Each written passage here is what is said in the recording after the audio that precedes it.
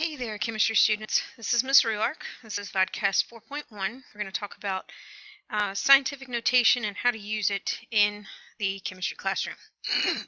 All right, so scientific measurements. Measurements in chemistry often involve extremely large numbers or extremely small numbers. The reason for that is because we're dealing with things that are extremely small that we can't see. So, for example, if we had 2 grams of hydrogen, we would have this many hydrogen atoms. That's a lot of hydrogen atoms. All right, well, I don't know about you guys, but I would lose some of those zeros, or I would add some extra ones in, and my numbers would be wrong. So what do we do to write these? Well, we use scientific notation. Excuse me, and we write the numbers in exponential form, and it's used based on a power of 10, which means all we're doing is moving that decimal however many times the exponent tells us to. So if we had 10, would be 10 raised to the power of 1, because anything raised to the power of 1 is itself. So 5 raised to the power of 1 would be 5, right? All right, well, 100 would be the same thing as 10 raised to the power of 2. That means that we have multiplied 10 times 10. 10 times 10 gives us 100. All right, well, 1,000 would be 10 raised to the power of 3. 10,000 would be 10 raised to the power of 4. And guess what? 100,000 would be 10 raised to the power of 5. Hopefully you guys are hanging in there. All right, so how do we write numbers with scientific notation? Well, here are the steps. The first thing you need to do is find the decimal. If one's not present in the number, it's at the end of the number. Okay, something that a student told me the other day, which works out great. If no decimal in sight,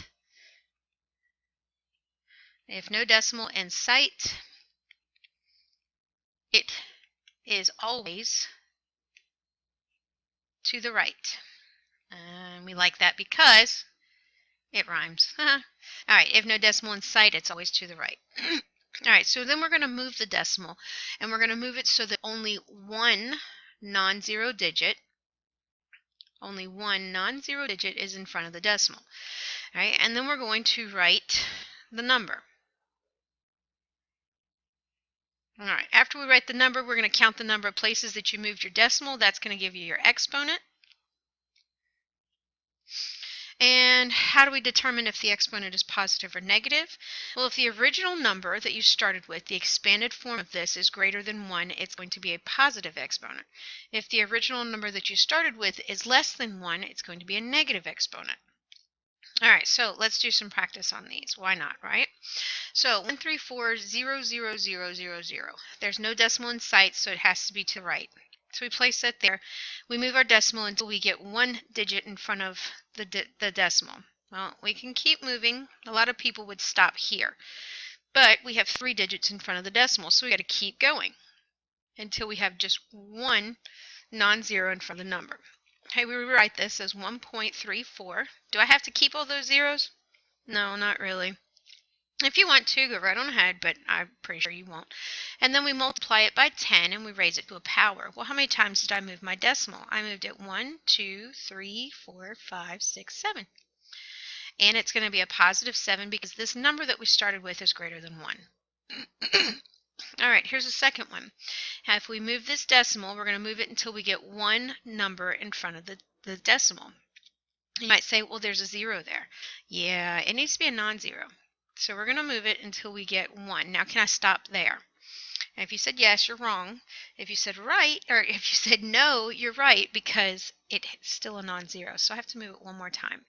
I have to have that non-zero in front of my decimal. So now we rewrite this as 7.24 times 10, and we moved our decimal 1, 2, 3, 4 times.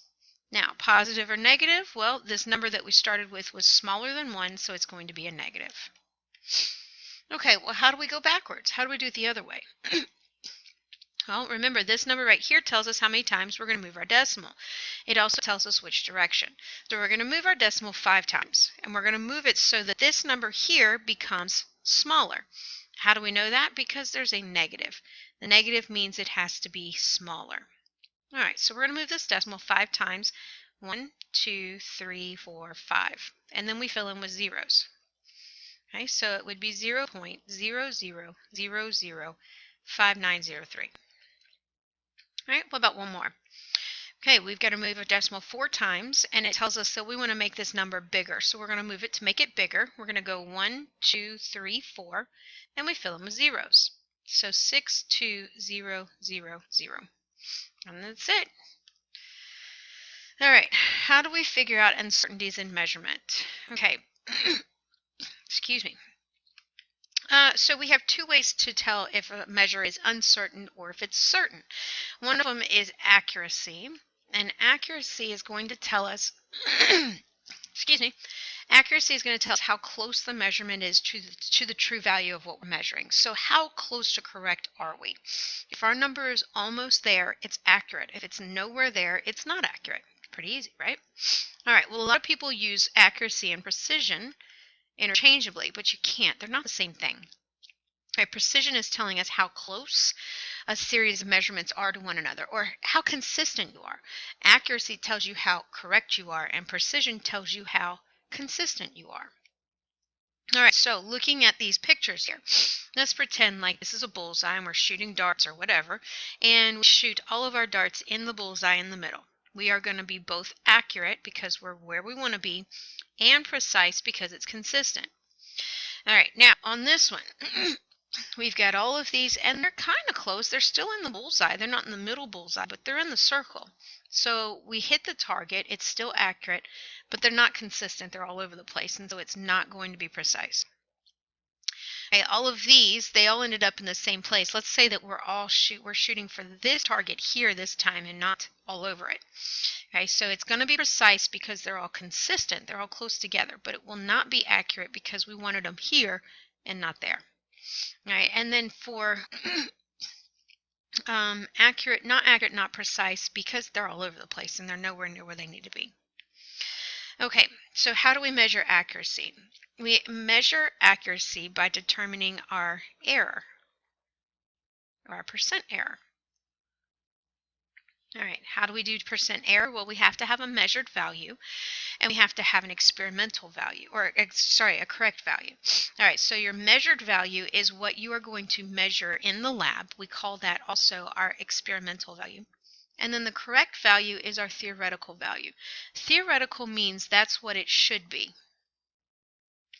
Okay, so if you were to determine the density of an object in lab, and I said that the density of this object should be 2.46, that would be your theoretical value. If you ended up experimenting and measured it and calculated it to be, let's say we said it's 2.16 is what it should be, and let's say that you ended up finding it to be 3.20, that would be your experimental value. That's really far off. That's not good. All right, well, how do we use this to figure out how good we are? Well, our error is all about what you got minus what you should have got. And if we wanted to do percent error, here we go. All right, so let's go back. All right, so error would be what you got minus what you should have got. So you got 3.20 and you should have got 2.16. And if we were to subtract those, that would be 1.04. That's not really good in the grand scheme of things. So how do we use it for percent error? Well, for percent error is going to be what you got minus what you should have got,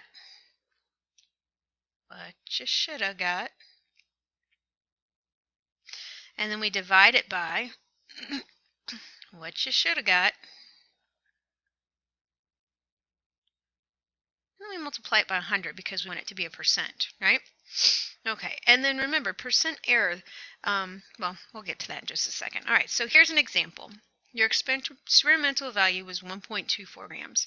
The accepted value was 1.30 grams, and they want to know what's your percent error. All right, so which one of these is what you got? Well, the experimental value is what you got. What you got. All right, and then your accepted value, that's going to be what you should have got. Oh no! I pushed the button. Sorry. Okay, what you should have got. Okay, so then we set this up. What you got, 1.24, minus what you should have got, which is 1.30, and then we divide that by what you should have got, which is 1.30. We're going to multiply that by 100. When we plug this into the calculator and we multiply it by 100, we end up getting a negative 4.61538466%. Right. Well, you can just keep two numbers after the decimal. It's not a big deal. So negative 4.62, right, because the 5 makes the 1 go up, and that would be a negative 4.62%. Now, when we're talking about percent error, it doesn't matter if it's positive or negative. The positive or negative just tells you got more or less than what you should have gotten. And that's not a big deal. So we'll just take the absolute value of that, which gives us 4.62%. So our percent error is 4.62%, and that is actually a really good percent error. That's good. Yay! The closer to 100 you are, the better. Or not 100. Closer to 0, better. The bigger the number, bad. So that's pretty good. All right, so what are some possible causes of error? There are 4 types of error. Instrumental error is anything that deals with I can't remember what goes there.